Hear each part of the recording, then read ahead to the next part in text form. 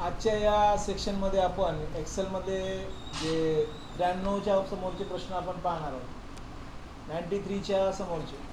Replace all ऑप्शनचा उपयोग करून सर्व टेक्स्ट बी एला बी एनं रिप्लेस करा, असा प्रश्न आहे. इथं क्लिक करायचं. तर जिथं जिथं बी डॉट ए डॉट असा आहे तिथं मला कंटिन्यू बी ए चिटकून लिहायचं आहे. त्यासाठी रिप्लेस इथं फाईंडवर जायचं, तर रिप्लेसवर जायचं. इथं रिप्लेस ऑप्शन आहे आणि इथं बी डॉट ए डॉट असं लिहायचं. व्यवस्थित कॅपिटलमध्ये लिहा, बी डॉट ए डॉट, आणि खाली कंटिन्यूमध्ये लिहायचं बी ए, मध्ये डॉट द्यायचं नाही. ओके, रिप्लेस ऑल करा. सगळे रिप्लेसमेंट झाले. क्लोज करा, सबमिट करा. हा प्रश्न झाला असा. परत तोच प्रश्न आहे, रिप्लेस ऑल करायचा आहे. कॅन्डिडेटला स्टुडंटनं रिप्लेस करायचं. जिथे जिथे कॅन्डिडेट शब्द आहे ते काय करायचं आपल्याला, स्टुडंट. हे असंच करायचं आहे. हे प्राईजनं कॉस्टला रिप्लेस करायचंच आहे. तसंच आहे. ग्लोबल स्टेशनरी सेंटर या हेडिंगला हॅपरलिंक द्यायची आहे.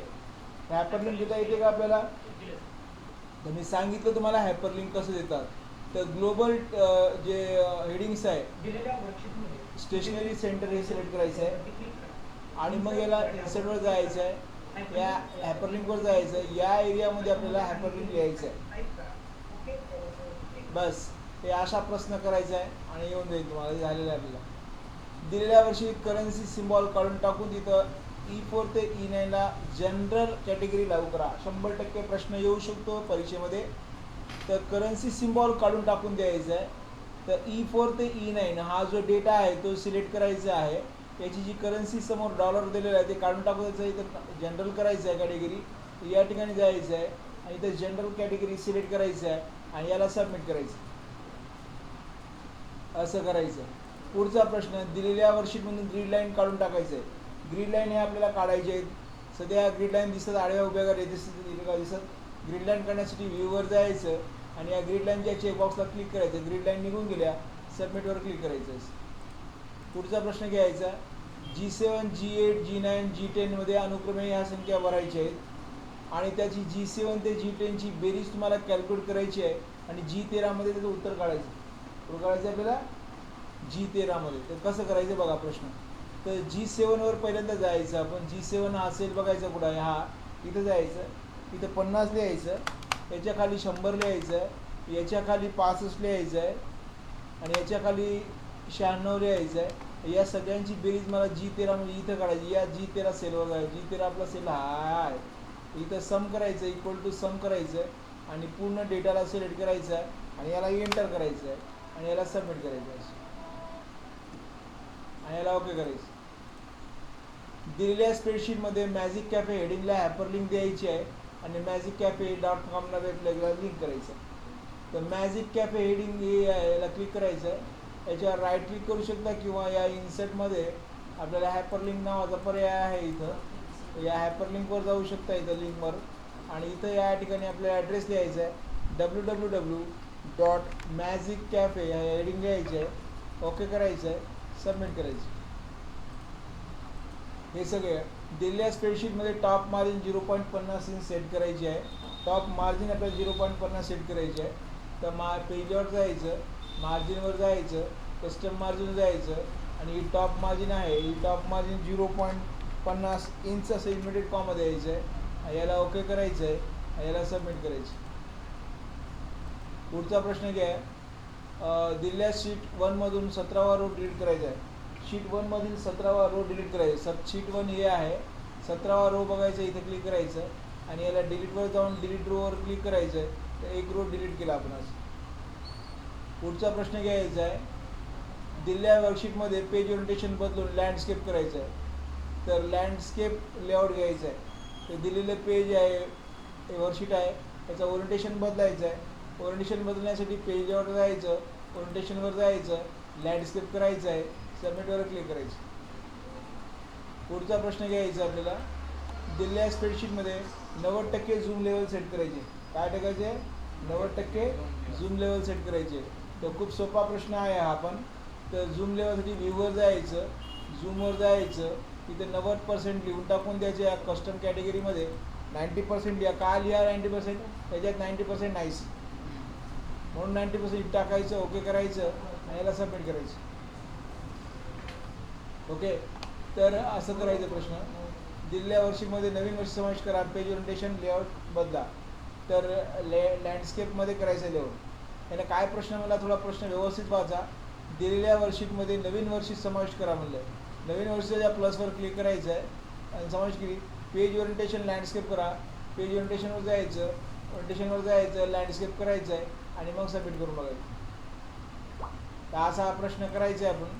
पुढचा प्रश्न घ्या, दिलेल्या शीटमध्ये नवीन वर्ष समाविष्ट करायचे आहे आणि नवीन वर्षाची लेफ्ट मार्जिन काय करायचं आहे, 1 इंच करायचं. सांगा बरं कसं करणार आपण. एक नवीन वर्षी समाविष्ट करायची आहे.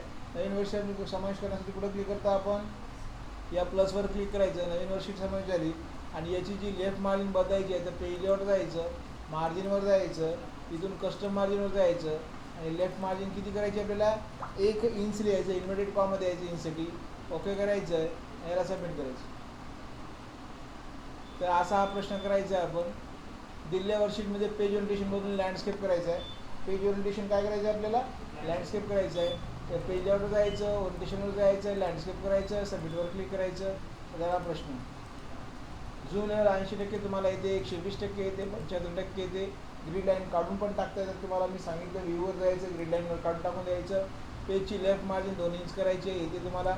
त्यानंतर दिलेल्या स्प्रेडशीटमध्ये जेव्हा तुम्ही वरती स्क्रोल करता तर सर्वात वरचे 7 रो हे विजेबल ठेवायचे.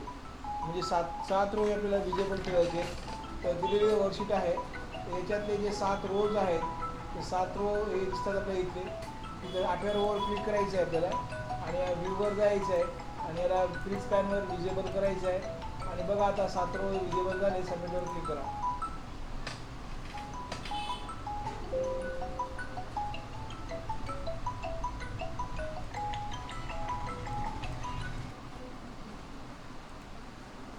त्यानंतर जेव्हा 7 रो झालं, ओके,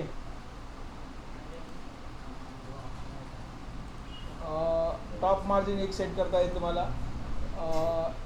दिलेल्या स्प्रेडशीटमध्ये लिजेंड एलिमेंट चार्टच्या उजव्या बाजूला दाखवा येते का तुम्हाला. तर दिलेलं वर्कशीट आहे, याच्यामध्ये जे चार्ट दिलेला आहे, हा चार्ट आहे. हे लिजेंड खाली आहे, दिसत तुम्हाला, हे खाली लिजेंड आहेत. हे तुम्हाला उजव्या बाजूला पाहिजेत. तर उजव्या बाजूला पाहिजे चार्टवर पहिल्यांदा क्लिक करायचं आहे. इथं चार्टवर क्लिक करायचं आहे, इथं डिझाईनवर जायचं आहे, इथं ॲड एलिमेंट दिसते तुम्हाला, चार्ट एलिमेंट इथे जायचं आहे.